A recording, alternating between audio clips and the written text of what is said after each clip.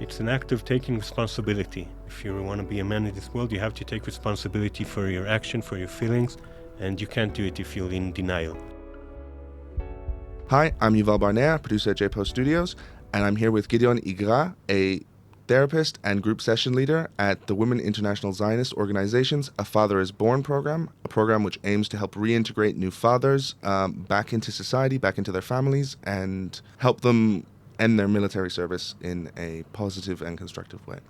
Gidi, thank you for joining us. Thank you for inviting me. How would you describe in your own words the program, A Father is Born?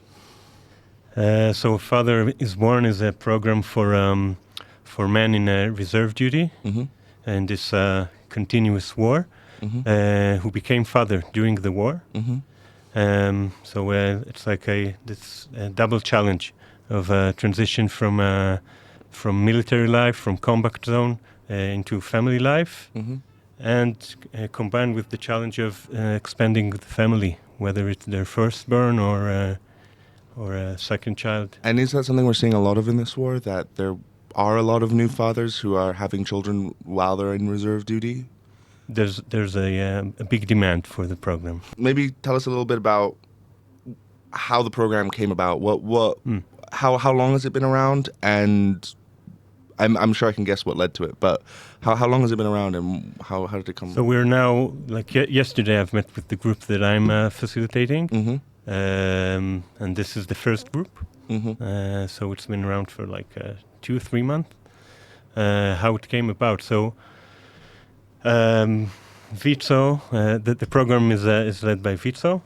Could you tell, just in case people don't know what that is? Yeah, WIZO, it's like a very big organization for Zionist women issues. I don't know how to say it, but regarding to this program, WIZO is helping women for many years, especially in terms of family life, motherhood, equal rights, and empowering women. So in the war, they started by supporting the women who were left behind in the home with the kids under a lot of pressure. And they came about, okay, we need to help the men as well when they come back. I can say in general that it's like we can see during the war like a regression in gender role. The men are out fighting and the women are stuck looking after the kids. Yeah, I've seen that. I know a few people who that's basically been the situation, and not for naught, they're very progressive feminist women who I can see this isn't exactly how they imagined their married life going, that the husband is out all day for months at a time. And for many men as well. It's not how they imagined their fatherhood, it's not how they imagined their relationship with the kids. And I think it's a very interesting and complex time. I mean, because also, like, I think, other qualities of masculinity that many years we're facing the how do you say, like toxic sides of it? Toxic masculinity, yeah. So this is a bit about bringing some element of positive masculinity. And also I want to doing some positive PR for masculinity, because we're all now facing war, and we need those men who are out there looking after us. But we also need the men back home raising the kids. Home, and the program is about helping them reintegrate back into the families, back into their values, back into the men they wanted to be. Has that impact become increasingly clear that these men are being kept away from their families for such a long time that it is actually hard for them to come back? And would you say that's, I don't know how much you might know, but is it worse than in previous wars? Would you say this is, or is it more due to the length? I think, okay, so of course the length, it's not only the length, it's the cycles, this words of cycle, because, and I heard that from many men, from many reserve soldiers, the impact of this circles, it's not that you finish. I mean, they finish and they go back home. The shadow of the next coming circle is already, looming the present, because they can't really just let go. They need to. They in a way they are preparing for the next circle.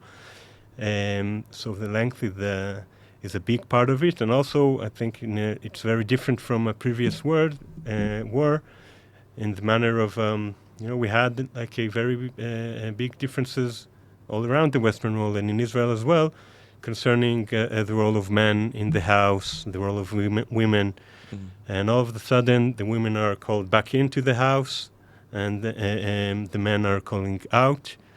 But the demands didn't really change. Women is still expected to go out and work, and the men still, I mean, they're providing for a physical security, but the more emotional and relationship security is still part of the expectations from themselves and from the surrounding. This I just thought of this now, but is there any element that some of them are maybe a little bit embarrassed or upset that they aren't the ones earning the money for their family anymore, that they're stuck basically in an unpaid volunteer position for a long time and they aren't actually earning? Do they talk about that at all? I can say that one of the challenges is like reintegrating back into civilian life. So we talked a bit about the family space, and we'll go back to it later, but it's very hard to like merge back into the work as well. And some of the employers are not aware enough for the challenges they're facing. The guys talk about like a cognitive dysfunctioning. They came back from a really different environment, and they had to function both physically, emotionally, and cognitively in a whole different manner. And so it's hard to go back into work. As for your question about like more money-wise, I mean, I met with a couple of fathers that actually were kicked off their jobs because they were absent for so long, and whether it's like I think legally they have a problem with that, but they find a way like to go past it and let them go. Of course, that going back to the military and combat zone is hard, but I think it's also important to face like the rewarding parts of it. They find a lot of meaning, a sense of belonging. They're not alone. They're part of a very big mission, national mission, where everything is very rigid and certain. Do many of them feel conflicted about this? That they both see why they need to go back, but also have difficulty going back? Of course, but just the point I was trying to make is back home, things are not as clear as in the military. And of course, as a new father, even more. Like, what is my role here? And if he was absent for many months, and so the whole system just life goes on. So the void was filled with different parts of the family, or more role that the mother took for herself. And so we really need to create his own role again. Especially if it's a young child that he hasn't been there so much. He hasn't been there so much, and it's always a challenge. It's always like, of course, it's a happy thing, but it's also a crisis in the life of a man. Is there any specific story or sort of event that a lot of them talk about, that a lot of them experience, sort of a very common sort of feeling that they're, I don't know, maybe missing a child's first walk or words or something like this, that a lot of them seem to be impacted? I can say that a lot of they carry a lot of guilt. Of course, they miss like important milestones in the child's life. I heard like the circumcision. Oh, Brit Milah, the one who misses his son circumcision. Like first steps, first words, of course. But more importantly, I think that it's always hard for a man to connect with the child. I mean, the woman carries inside her own body. She already have a relationship with the baby for 9 months, and now it's even harder. And another point I want to make is that while being in the military, being detached from emotion, is like a really important function for your survival, for your for making things right. When you come into the relationship zone, it's the exact opposite. In order to reconnect with somebody, you have to be connected to yourself. So they don't want to just be function only like a robot. Out. Yeah, like a robot, just doing the going through the errands motions and they wanna feel, and it's not always easy because they were for many months they made a lot of mental effort to not feel, to be disconnected, to avoid all sort of helplessness and fear. And when they want to connect, so many times they meet with all of these things that they didn't want to meet for a long time, and it's a complex situation. Has there been previous efforts, maybe by the IDF or by nonprofits, to do this kind of work before? Yeah, let's start that. I think in comparison to previous war, like part of my reserve in this war was to do this circles of how do you say ibud, processing? Yeah. Which became like a huge part of this war. So in the past it wasn't a huge Yeah, in the past it wasn't. It wasn't a part. I think only like elite units got this attention for their mental health, and now it's spreaded much wider. Do you think there's part of this is to do with the general discussion that I would say people in the West, but it seems like everyone over the world is having this about men's mental health? Do you think this has been part of why it's increased? I'm sure it is, and of course I view it as a very positive step. I think it's and this program is part of it. It's part of our responsibility as society to take care not only on the physical health, but also for the mental health of the warriors and again, not only the warriors. I met with people that were like backstage work. They suffer from post-traumatic symptoms because many times for many hours they had a lot of responsibility. I have one friend who has it just from the sound of drones. Yeah. And nothing else. Yeah. Wow. And again, it's so we have like a lot of more awareness for this whole issue of emotional impact of taking part of a war. And something that we need to work with. Do you think there's been a wider discussion about this in Israeli society? Because I know Israelis are actually quite good about talking about their emotions, I think, but not always in the most constructive way. Has that? Do you see it having an impact on wider Israeli society that a lot of these soldiers are now going through psychological treatment or going through this process of processing what's gone through? Do you think that's having a wider impact on Israelis? Yes, I think it's part of a whole process concerning masculinity. Like if we go back in the more traditional manners of masculinity, so it's like a lonesome rider or a lonesome wolf who have to always manage on his own, never ask for help. He's always I just watched the Bill Barr stand-up. Like men are allowed to be okay or angry. Like they're the two options. And of course, underneath they carry the whole spectrum of emotion. So it's as a part of a wider change. And in Israel, especially in the last couple of years, we have a very a big change concerning the PTSD on a military background. I think like I don't know. A lot of people. For me, I really like Udi Kagan, the comedian, who talks about it. So it becomes much more legitimate to speak up. But still, of course, there's a lot of shame and loneliness surrounding the. I mean, I don't want to make it like a brighter than it is.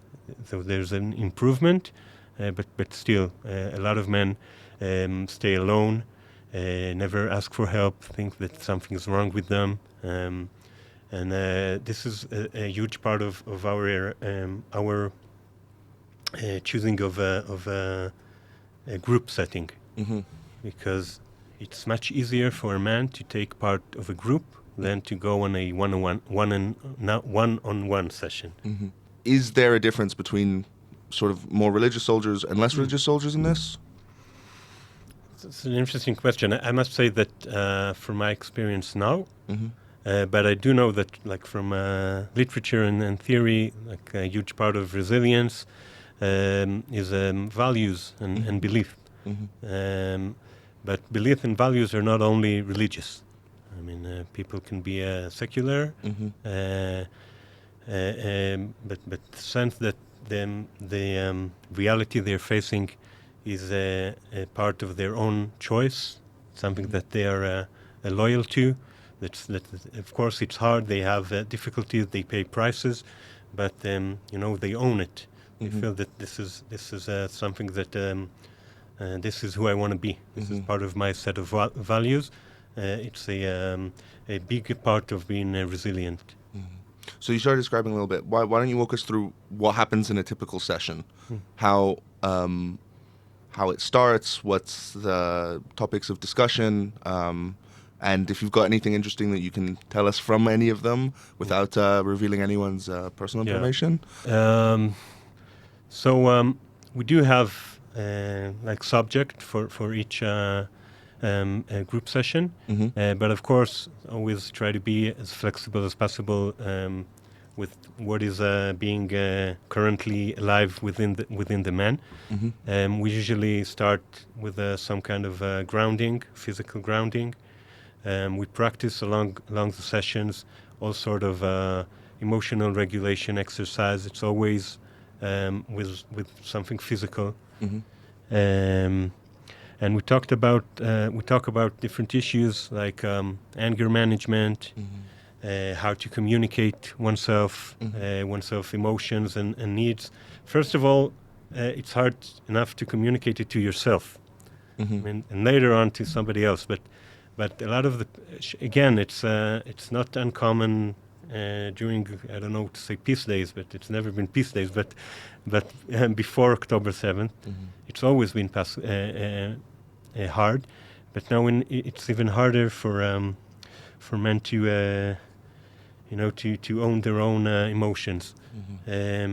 So during the sessions, we speak first of all about this, like what do I need, what do I feel, and sometimes men want to avoid the answers because they are not masculine, because I feel helpless.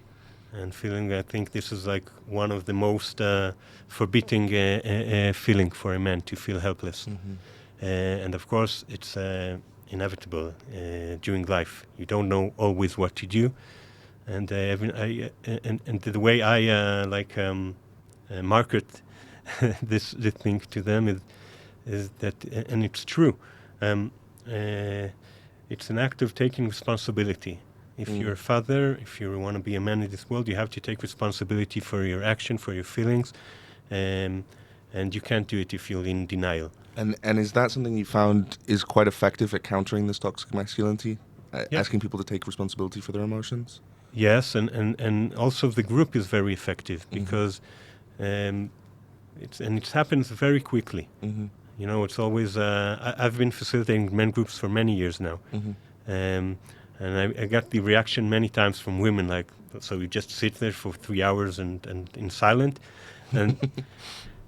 And the fact is that men know how to talk their emotions. They find a lot of value in speaking their emotion, and they give incredible support for each other.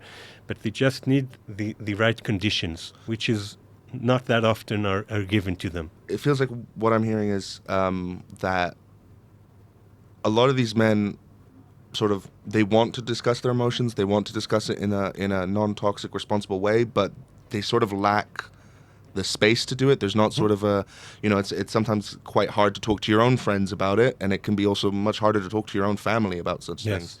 So are you saying that there's sort of, maybe there's a need for a space where groups of men can come together to discuss things like this? Yeah, exactly. And in this space, it's a non-judgmental space, and every time somebody speaks up, the level of trust is rising up. The level of shame is lowering. They are. I mentioned earlier the sense of belonging, being part of something. I think part of what we're trying to do is they are coming in this way. We have like a big advantage. They already have this positive experience of being part of a manhood, of their brother in arms. Mm-hmm. So we want to shift this a sense of belonging, of trust, and shift it into civilian life, where you can trust your brother not only to protect, to have your back, like physically, but also to support you with your daily dilemmas as a father, as a partner. Do you think this is something that the army should be implementing something like this, like on a wider scale of having these kind of post-army groups, in a sense? I don't know if the army, but definitely the country as a whole. Okay, so I don't know like the exact who office, exactly, yeah. But of course this is a part of the responsibility. You're sending your men out there, and not only men. And I want to, Of course, there's also women. There are also women in reserve duty who are also facing very hard challenges and having difficulties integrating back home. And of course, it's a minority, but this minority is the society is very blind to. I mean. Because it's a minority, people are not aware enough. But women face challenging challenges coming back from reserve duty as well. But back to your question, yes, of course, it's our responsibility as a country, as a society, to help them go back home and it's part of our resilience as a society. We know it when we neglect it, so like people, you have violent issues like domestic violence, you have suicides, and for sure. I remember the week after I make Aliyah, there was the soldier who ended up. That's it. That happened a week after I moved, and that, for me, really gave me the big impact of, there has to be some sort of process at the end of the army, because clearly for a lot of people, it's they don't leave the army in such a great state. And again, I think I don't want to make the picture too bright, but we progressed a lot. We did a long way as a society. There's many soldiers are going through, even if it's just something. I've definitely noticed that. Some of my reservist friends, who I would not have said would have been the most emotionally open people, have definitely become more willing to discuss things. And I think partially because they see that so many other people are also experiencing similar things, so they feel slightly less alone. But also what you're describing, this sort of societal change that we're having towards this type of discussion. And the fact that the army, as for me, it was extremely meaningful that part of my reserve duty, I facilitated such groups. Because it's for me personally. I was a combat soldier back in the days, and for many years as a reserve. It was like, okay, like a stamp, a quality stamp, that this is important. This is not something like, how do you say, nice to have. This is a part of our security. This is a must. This is a must. And when the army does that, he gives a very profound message to the soldier that don't be. This is part of your responsibility. This is part of our responsibility to take care of your mental health as well. How much influence have you had from foreign programs? Are there programs, say, in the United States or maybe even Ukraine, where there's similar things going on that you've drawn influence from? Or Have you influenced any of these programs? So personally, I'm not. I don't know. Mm-hmm. The program Father is Born is with the help of Dr. Yair Apter, who's an Israeli, and for many years he studied like men who domestic violence. Mm-hmm. And I'm not sure with the like. No, I'm just. But it's a really interesting question because it's something like worldwide phenomena that we're all experiencing. One thing you've been talking a lot about is this toxic masculinity, and we also hear a lot of times that goes hand in hand with a male loneliness epidemic that you hear a lot about in the West. How is that sort of impacting the soldiers? Is there an element of them when they're coming back falling into bad patterns of isolating themselves and refusing to see friends and family, this sort of thing? Yeah. So I want to say something about toxic masculinity later, but part of like the more traditional aspect of masculinity is just man up and suck it up, let's say, which translate into self-medication, which is a nice word to say, using drugs and alcohol in a very destructive manner, or I would even say suicidal manner. I met with this aspect as well, men who are seeking into a addiction. Yeah. And feeling alone, and it's not uncommon for a reservist who's coming back home to feel alone, because indeed he had this very this tight-knit brotherhood with his tightness, and then back home, people, life goes on here. For I think like for November, December 2023, we've all been in this situation. But the fact of the matter is that life goes on, and they find themselves, that nobody can understand them, except for their friends who've been there with them to experience the exact experiences. And many times they just give up. Okay, I don't have any chance for nobody to understand me, so it doesn't even. There's no point in trying. And this is part of the power of the group, because they know that everybody in the group has been through several circles of reserve duty, so they share the experience. So it's a great starting point. And the thing I wanted to say about toxic masculinity, of course I understand the question and it's okay, but this is personally a term that I hate. Yeah?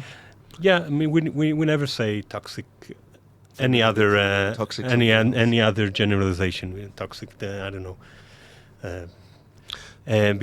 There's different qualities in manhood, and they have, like, their ups and downs, and especially now when we're speaking during a war, and where masculinity is a part of it, a huge part of it, maybe a part of the causes, but also part of the defending now. And we're speaking now on July. We still have hostages in Gaza, men, because men life are at the bottom. It's like from the Titanic, women and children first.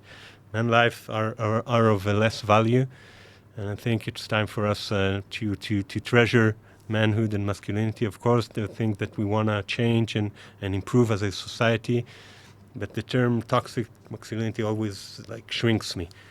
I have to say, I read something recently about that there, if I remember correctly, the British education system is trying to stop teachers using this word, saying toxic masculinity, because some research is suggesting that, well, the first time any of the boys in school hear about masculinity, it's as toxic masculinity. Yeah. And so they end up growing up with a very sort of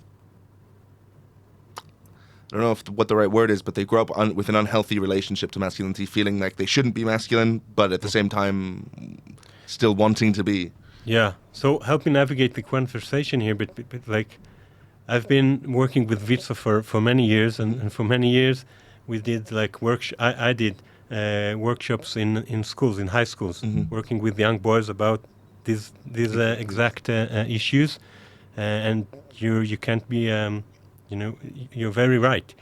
Many boys grow up and they feel afraid of their own sexuality or aggression, and then that's not a healthy relationships with this identity. And let's talk a little bit about how that's impacting their relationships with their wives, girlfriends, and then in some cases boyfriends. Is there? You mean the coming back from reserve? Yeah, coming back from reserve duty. Do you see a lot of? I don't know what the right word is. Do you see them having trouble returning to this partnership, I guess, between two people? Do they have trouble with this? Yeah, I can. There's like a conflict of loyalties. No, they want to be loyal to their friends and for the friends, for the country, of course. But when you go into reserve duty, you're there for the people. Yeah, you're there for the people and for the mission on the one hand, and on the other hand, you want to be loyal for your girlfriend, wife, partner, whatever. So they experience this conflict, and sometimes the other side is very angry about their choice, especially with the continuing war, because it's again and again and again. There's a huge gap. They experienced being at the military. Meanwhile, life goes on here. There's a huge gap, a lot of guilt, a lot of will for compensating for the lost time. But many times not in a very efficient manner. They're just doing whatever's the first thing that comes to mind, or what do you mean by not a very efficient manner? First of all, I always stress out this point for the men in my group. Guilt is a very bad, how do you say? It's a very bad fuel for change. It's not really helping. Responsibility is a whole different thing. We want to move from guilt to responsibility, but by not efficient, I mean.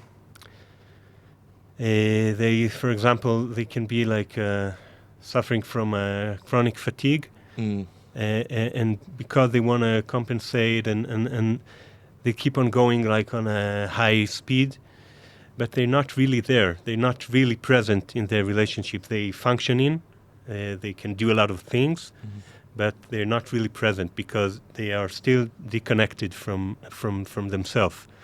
And in order to reconnect and to reintegrate, they have to look after themselves as well. And part of this is going to these sessions and discussing it. Thank you. Yeah, and another part of it is to stand to confront your partner. That I know I've been absent for such a long time, but still I need time for myself as well. It's not that they've been on vacation. And the other side has his own story. It's very hard to stay such a long time alone with the kids, with taking care of the house. So they have to. I don't offer them solutions. I do offer them the